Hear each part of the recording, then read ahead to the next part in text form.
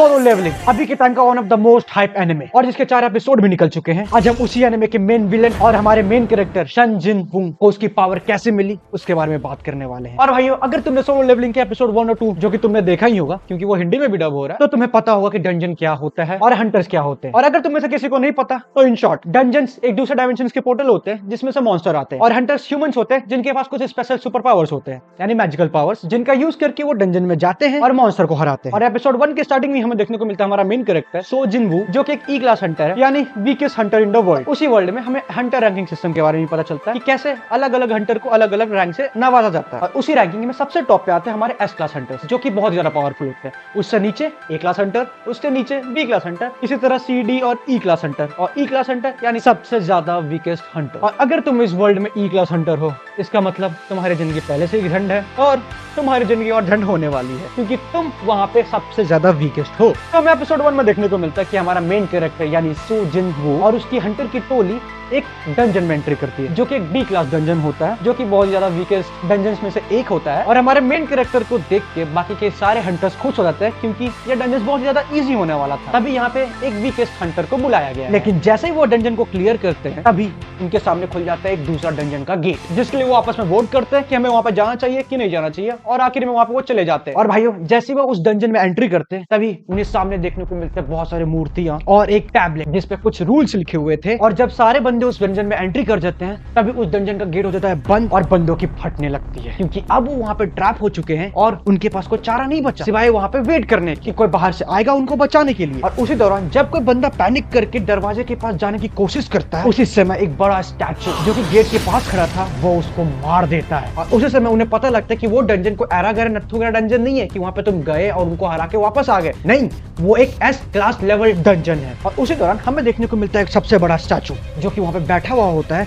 वो अचानक से उनकी तरफ घूमने लगता है और उन पे लेजर फायर कर देता है, जिससे वो बाल बाल बचते हैं। लेकिन अब वहां पे होने वाला था मौत का नंगा नाच, क्योंकि जैसे ही वो स्टैचू खड़ा होता है, वो चारों तरफ तबाही मचाना स्टार्ट कर देता है। और भाई एक पल तो मेरे को उसको देखकर अटैक ऑन टाइटन वाली फीलिंग आ गई थी भाई। लेकिन उसी दौरान हमारा मेन कैरेक्टर सो जिन वू उस टैबलेट में लिखे हुए रूल्स को डिकोड करता है और कुछ लोगों को बचा लेता है। लेकिन उसी दौरान उसको अपना पैर खोना पड़ता है और दूसरे लोग भी उसको ब्लेम करने लगते हैं, क्योंकि वो लास्ट बंदा था जिसने हाँ में हाँ मिलाई थी डंजन में जाने के लिए। नहीं होता वो लास्ट टाइम में किसी न किसी के ऊपर ब्लेम डालना चालू कर देते ताकि अपना मन हल्का हो सके, ये वही हो रहा है। लेकिन हमारा मेन कैरेक्टर सारे कोड्स को डिकोड करता है और उनमें से कुछ लोगों की जान बचा लेता है। लेकिन उसी दौरान वो उस डंजन में कुत्तों की तरह मारा जा रहा था, क्योंकि वो उस डंजन को अगर लीव करता तो वो गेट पूरा बंद हो जाता, जिससे दूसरे लोग वहां से एग्जिट नहीं कर पाते। और वो अपने सारे लाइफ के डिसीजन को रिग्रेट कर ही रहा होता कि काश मैं इतना वीक नहीं होता, कि काश मैं थोड़ा स्ट्रॉन्ग होता। और जब हमें लगा कि ये स्टोरी चालू होने से पहले ही खत्म होने वाला है, तभी हमें देखने को मिलता है एक ब्लू स्क्रीन जहाँ पे लिखा हुआ होता है now you are eligible to become a player. और अगर तुमने इसको एक्सेप्ट नहीं किया तो तुम्हारा हार्ट 5 सेकंड में बंद होने वाला है। जिसके बाद हमारा मेन कैरेक्टर उसको एक्सेप्ट करता है और उसकी आंख खुलती है हॉस्पिटल में, और वहीं पे उसे पता लगता है अपने नए पावर्स के बारे में, जिसका नाम है सिस्टम।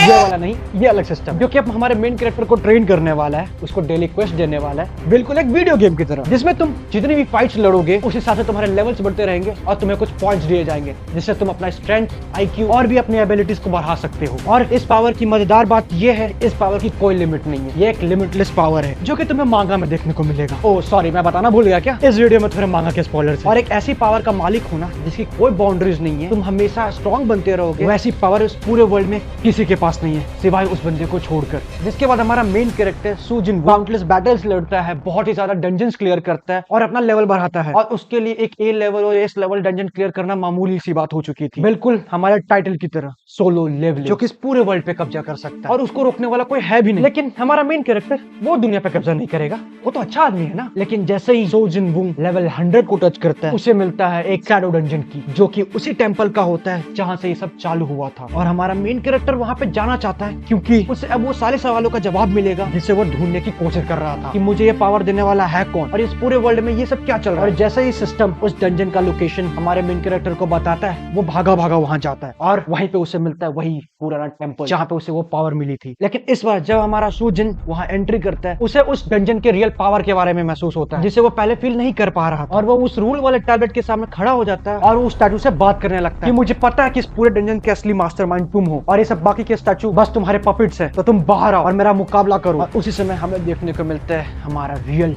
मास्टरमाइंड, और उसी से हमारा सोजिन पूछता है कि तुम कौन हो और ये सब क्या चल रहा होता है, जिसके रिप्लाई में वो बोलता है कि मैं हूँ इस पूरे सिस्टम का क्रिएटर। और ये तुमने गलत क्वेश्चन पूछा, तुम्हारा क्वेश्चन होना चाहिए था कि तुम कौन हो। और अगर तुम्हें अपनी असलियत जाननी है कि तुम कौन हो, तो तुम्हें मुझे इस फाइट में हराना पड़ेगा, वो भी 20 मिनट के अंदर। और अगर तुमने 20 मिनट के अंदर मुझे नहीं हराया तो तुम मर जाओगे। और एक और बात, अगर तुम्हें लगता है कि तुम मुझे हरा सकते हो या फिर तुम्हें लगता है कि तुम मुझे मार दोगे, जिसके बाद तुम्हें तुम्हारे क्वेश्चंस के आंसर्स नहीं मिलेंगे, ये सब सोच के तुम होल्ड बैक करने की कोशिश कर रहे थे, तो मैं तुम्हें पहले बता दूं, तुम चाहे मुझे मार दो या जिंदा छोड़ दो, लेकिन तुम्हें तुम्हारे क्वेश्चंस का जवाब मिल जाएगा। ये सब पहले से ही प्लान्ड है और मैं इस सिस्टम का क्रिएटर हूँ। बोलने के बाद उनकी फाइट चालू हो जाती है और हमें बहुत ही ज्यादा फाइट सीन्स देखने को मिलते हैं, जिसके सारे पैनल्स तो मैं तुम्हें नहीं दिखा सकता क्योंकि मुझे कॉपीराइट पड़ जाएगा। लेकिन जैसे उन दोनों की फाइट चालू होती है, हमारा सोजिन वुन बहुत ही ज्यादा कमजोर पड़ जाता है उसके सामने, क्योंकि वो होल्ड बैक कर रहा था। लेकिन जब हमारा सोजिन वुन अपने फुल पोटेंशियल दिखाता है, वो एक एक स्टैचू को तोड़ डालता है, सबका भूता बना डालता है और उसके बाद वो उस क्रिएटर की मां पहन कर देता है। और उस फाइट के दौरान हमारा जिन मोरी और भी स्पीड गेन करने लगता है और भी स्प्रिंट गेन करने लगता है,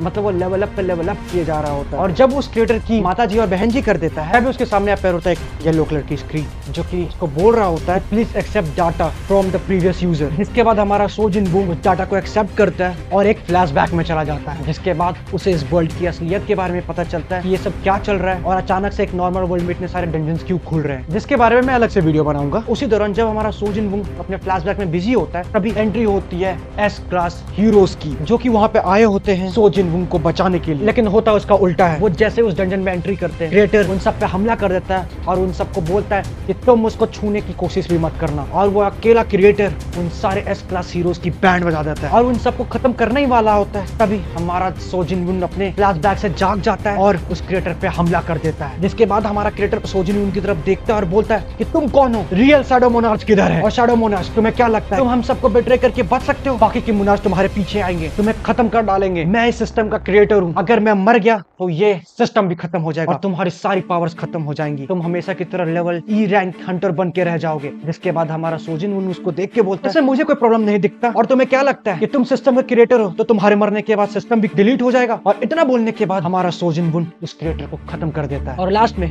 भाई जरा कमेंट करके बताना कि तुम्हें क्या लगता है, क्या सिस्टम डिलीट होगा, क्या हमारा सोजिन वुन एक ई क्लास हंटर फिर से बन जाएगा? ये सब जानने के लिए तुम इसके अगले पार्ट का वेट कर सकते हो, या तो तुम मांगा भी पढ़ सकते हो, वो तुम्हारे ऊपर है। और लास्ट में अगर तुमको वीडियो पसंद है तो वीडियो को लाइक करना और चैनल को सब्सक्राइब कर लेना। इसका सेकंड पार्ट जल्दी से जल्दी लाने की कोशिश करूंगा।